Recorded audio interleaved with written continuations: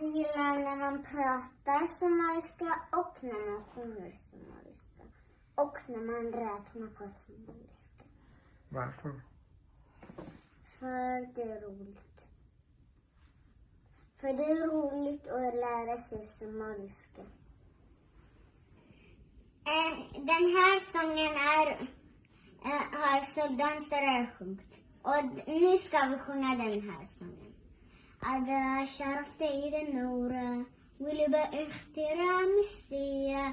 Ada sharafta ida nora wiliba ikhtiram istiya. Admiga igu wada nora igu wada habdura. Waxtay arts nora asturan. Dhaqaniyaha shale asaget ugu horeysa amantana aan ku haysan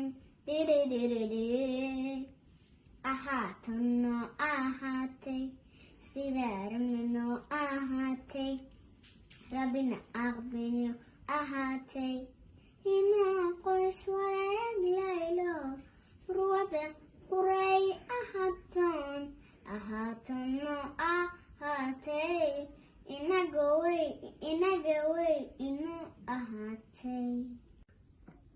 Nivan, kan du berätta för mig vad den sången handlar om? Den handlar om en stad som heter Digahabur. Vem lärde dig den här sången? Hibo och soldansare och Zeynep.